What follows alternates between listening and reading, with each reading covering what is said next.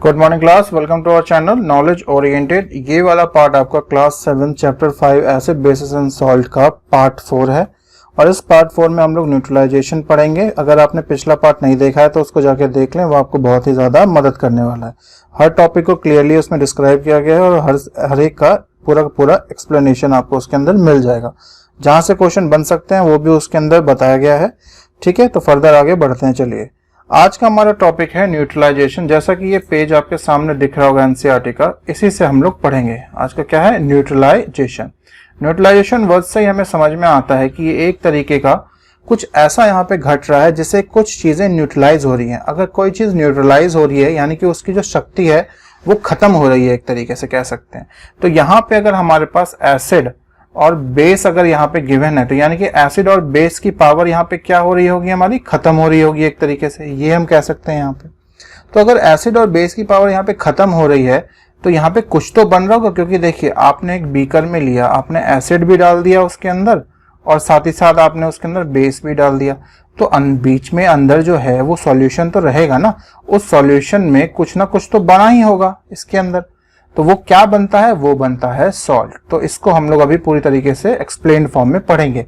मगर इस न्यूट्रलाइजेशन के पैरा में ही इसको स्टार्ट करते ही यहाँ पे एक फिनोप्थिलिन नाम का एक कुछ आ जाता है। तो ये फिनोप्थिलिन क्या है, जरा इसको देख लिया जाए।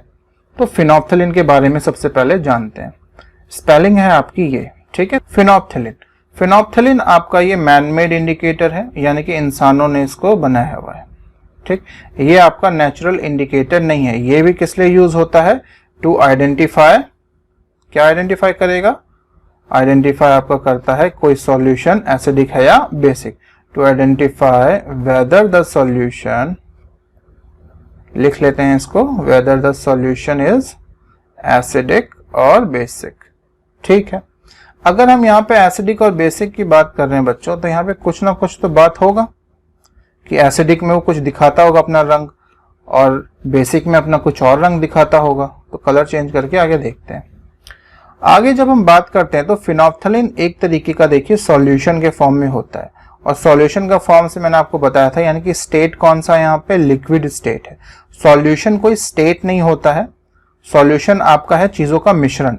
और इस सॉल्यूशन का फॉर्म जो होता है वो ये है, लिक्विड फॉर्म है या फिर लिक्विड स्टेट है। स्टेट वर्ड ज्यादा अच्छा होता है क्योंकि हम अब फिनोप्थिलिन में आगे बढ़ते हैं, नेक्स्ट पे देखते हैं। फिनोप्थिलिन के अंदर ही अगर मैं यहाँ पे बच्चों बात करूं एसिड और बेस की, अगर कोई सॉल्यूशन एसिड है तो उसमें कौन सा वो कलर शो करेगा, और अगर कोई सॉल्यूशन बेस है तो वो कौन सा कलर शो करेगा। एसिड से आप समझ पा रहे होंगे एसिडिक नेचर, यानी कि कोई भी सॉल्यूशन है वो एसिडिक फॉर्म में है, इसका नेचर है एसिडिक। ठीक है, ये ध्यान रखना। और बेस में अगर कोई बात करते हैं तो क्या है? वो बेसिक इन नेचर है। ठीक, तो देखते हैं इसके अंदर ये क्या है। तो बात करते हैं जब एसिड की, तो इसके अंदर जैसे ही हम लोग फिनोप्थिलिन का सॉल्यूशन डालते हैं तो नो कलर शो करता है, कोई कलर ही नहीं होता है, यानी कि जो सॉल्यूशन है वो कलरलेस हो जाएगा।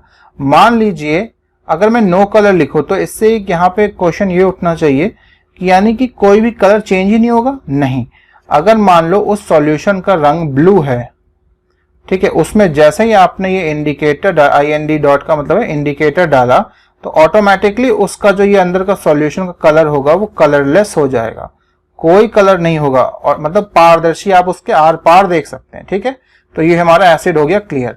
अब आते हैं बेस पर। बेस में जैसे ही डालते हैं तो बेस का जो कलर होता है उस सॉल्यूशन का वो क्या हो जाता है? पिंक कलर का, गुलाबी कलर हो जाता है। तो यहां तक आपका फिनोप्थिलिन हो गया कंप्लीट। मगर इसी पैरा में, न्यूट्रलाइजेशन के ही पैरा में, न्यूट्रलाइजेशन रिएक्शन को ना बताते हुए उसने फिनोप्थिलिन का एक और पार्ट थोड़ा एक्स्ट्रा बताया है, उसके बाद न्यूट्रलाइजेशन को बात किया है उसने। तो उस पैरा में एक एक्टिविटी को इंक्लूड किया था, उसके अंदर वो क्या कहना चाहता है जरा इसको देखिए, बस इसको समझना है सिर्फ आपको। ठीक है, ये क्वेश्चन शायद पूछा जाए बट मेरे हिसाब से आपको जरूरी है ये जानना, तो इसको जान लीजिए। मान लीजिए एक सॉल्यूशन है आपका, ठीक है, इस सॉल्यूशन के अंदर क्या है? एसिड है। तो जैसे ही आपने इसके अंदर इंडिकेटर डाला, इंडिकेटर कौन है यहाँ पे? हमारा फिनोप्थिलिन है, लिख लेते हैं यहाँ पे फिनोप्थिलिन। फिनोप्थिलिन है तो एसिड में अगर फिनोप्थिलिन डालेंगे तो वो कैसा कलर शो करेगा? वो शो करेगा नो कलर, यही शो करेगा ना, कोई कलर नहीं, यानी कि कलरलेस। आपको अगर कोई पूछता है तो ये वर्ड लिखेंगे जो मैं अभी क्लाउड में बना रहा हूँ, कलरलेस। ठीक है, ये बोलेंगे, अब नो कलर मत लिखिएगा, ये ज्यादा परफेक्ट है इसके लिए। कलरलेस हो जाएगा, यानी कि ये जो सॉल्यूशन होगा ये कलरलेस हो जाएगा, बिल्कुल कलर नहीं। अब बच्चों इसी में एक एक्स्ट्रा जब आगे बढ़ते हैं तो वो कहता है इस एक्टिविटी के अंदर, अगर यहाँ पे कोई सॉल्यूशन है और वो एसिड है तो उसके अंदर हम लोगों ने मिलाना शुरू किया बेस को। ठीक है, उसके अंदर हमने मिलाना शुरू किया बेस को। तो अगर हम यहाँ पर बेस को अगर मिलाएंगे बच्चों तो धीरे धीरे क्या होगा, इसके अंदर जो सॉल्यूशन में है वो बेस का लेवल बढ़ता जाएगा, इंक्रीज होता जाएगा। INC डॉट का मतलब वो इंक्रीज, जो मैंने लिखा है, इंक्रीज होता जाएगा। तो अगर एसिड के अंदर बेस की मात्रा इंक्रीज होते चली जाएगी तो ये सॉल्यूशन जो था अंदर वाला ये कैसा हो जाएगा, ये बेसिक इन नेचर हो जाएगा। ठीक है, और बेसिक इन नेचर जैसे ही हो गया, इसके अंदर हमने फिनोप्थलीन डाला और फिनोप्थलीन फिर क्या कलर शो कर दिखाएगा, उस सॉल्यूशन का कैसा कलर चेंज हो जाएगा, इस सॉल्यूशन का ये जो काला किया मैंने ब्लैक, ये कैसा कलर शो करेगा, ये हो जाएगा गुलाबी यानी कि पिंक। क्यों? क्योंकि यहाँ पे बेस है, बेसिक नेचर शो कर रहा है। अब ये खत्म होता है, इसके आगे अब आती है आपकी न्यूट्रलाइजेशन की बात। तो बढ़ते हैं हम लोग, न्यूट्रलाइजेशन रिएक्शन क्या होता है उसको देखते हैं।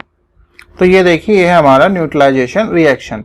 तो ये कैसा रिएक्शन है, इस रिएक्शन के अंदर हमें समझ में आ रहा है कि ये एक ऐसा रिएक्शन, द रिएक्शन बिटवीन, क्या किसके बीच में होगा, एक एसिड के बीच में और एक बेस के बीच में होता है ये रिएक्शन।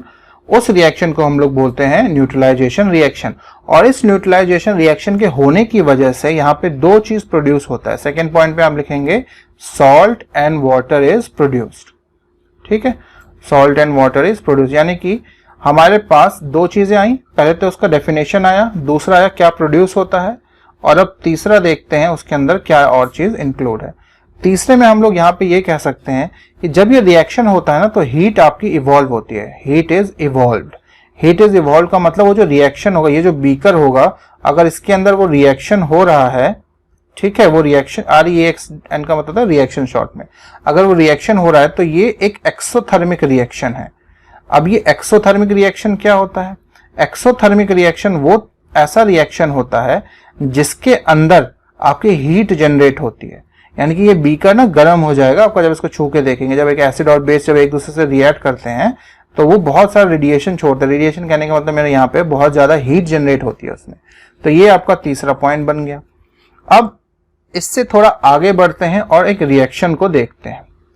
आपके जब आप इसको लिख रहे होंगे तो आप इस रिएक्शन को जरूर लिखिएगा। ऊपर लिखिएगा केमिकल रिएक्शन, ठीक है, ऊपर लिख लीजिएगा, और उसके बाद नीचे आप इसको लिखिएगा जरूर, एसिड प्लस बेस। ठीक है, हमें मिलता है क्या प्रोडक्ट साइड में, सॉल्ट, और क्या मिलता है, पानी मिलता है, वाटर, प्लस क्या होता है, हीट। हीट को आप इस तरीके से, ये जो ट्राइंगल है ना, इसको कहा जाता है डेल्टा। ये आप आगे फर्दर पढ़ेंगे जब आप 8th में जाएंगे, ठीक है, तब भी इसको यूज कर सकते हैं, कोई गलत नहीं है। तो इसको लिखते ही हुए साथ ही साथ डेफिनेशन लिखेंगे, ये लिखेंगे रिएक्शन, और इस रिएक्शन को साथ ही एक एग्जाम्पल फॉर्म करेंगे। ठीक है, एग्जाम्पल को देख लीजिए, वो बहुत जरूरी है, क्योंकि बिना एग्जाम्पल कुछ भी साइंस में मजा नहीं आता है।